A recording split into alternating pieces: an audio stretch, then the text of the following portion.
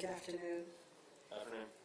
In support of the board's effort to maximize resource efficiency within the district's pupil transportation program, staff is proposing certain bell time modifications to include adjustments for Godley Station, New Hampstead, and Rice Creek K-8 schools. Adjustments to bell times for Mercer Middle School and 12 elementary schools are also being recommended at this time. Changing the bell times from 8:15 to 3:15 to 7:30 to 2:30 for Godley Station, from 8:15 to 3:15 to 8:40 to 3:40 New Hampstead K-8, and from 8:15 to 3:15 to 9 to 4 for Rice Creek will provide stronger alignment for these schools within their respective geographic areas, resulting in improved routing efficiencies, including on-time arrivals. Changing the bell times from 7:40 to 2:40 and to 8:15 to 3:15 for Mercer will improve routing efficiencies based on the swing site location.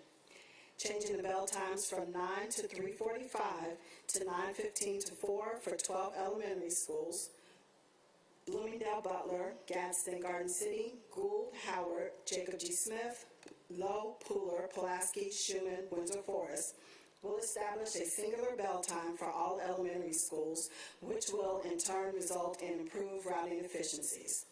Thus be it resolved upon the recommendation of the superintendent that the board approve the proposed bell time schedule to remain in place for the next 2 school years, 2022-23 and 2023-24, and the change would go into effect beginning in the 2022-23 school year. Do I have a motion to approve? Ms. Hines, do I have a second from Dr. Hoskins-Brown? Discussion? Well, I think I said this morning in our informal session that I feel that we're trying to do our very best with the situation in which we're in. And I think you are working very hard, you in transportation, trying to serve as many children as you possibly can.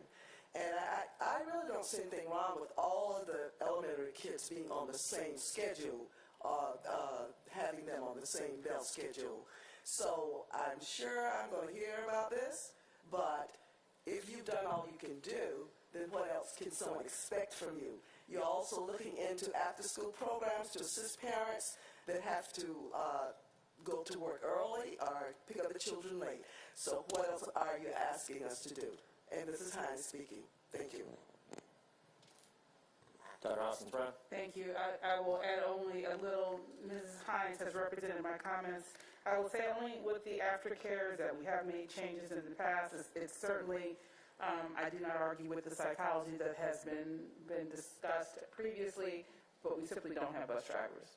We just don't have bus drivers. This is not driven by anything besides that human resource issue. I feel like it will not be convenient for the aftercare either, but I suspect that they will follow the resources and that they will adjust to the schedules of their clients. At least I would hope that they would do so.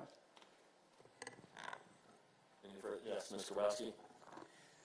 For anyone who may not have watched our meeting this morning, we did have a lengthy presentation and discussion about the bell time schedule this morning. I shared my concerns, particularly with the moving of the elementary schools to a later start time. And many of us discussed there's a lot of research that supports the little ones being in school earlier and that they are more alert.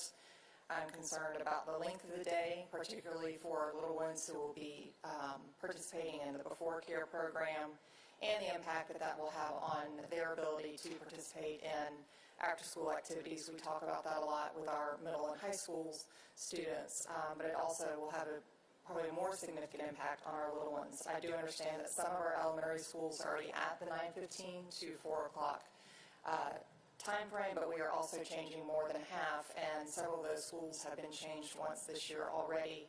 So I do also understand the challenges that we face as a district, and I think it's important for our parents and our community to understand that we are not simply changing bell times because, hey, we can change bell times, that this is something that's absolutely driven by our challenges that we face in transportation and being able to have enough drivers which is a similar challenge that many of our colleagues in other districts are facing, as well as our own public transit system as well.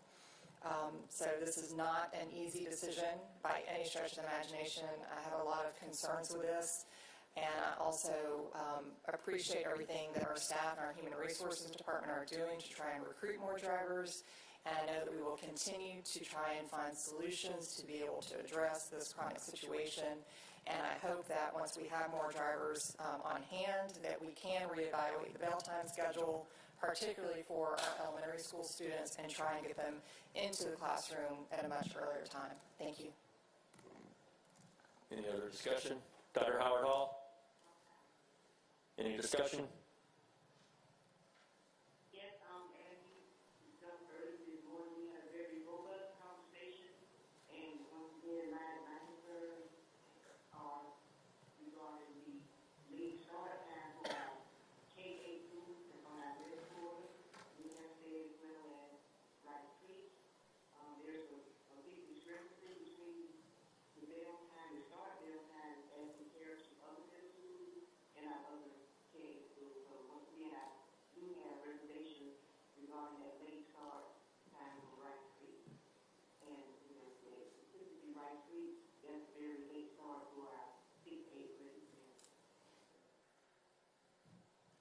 Thank you. Any other discussion?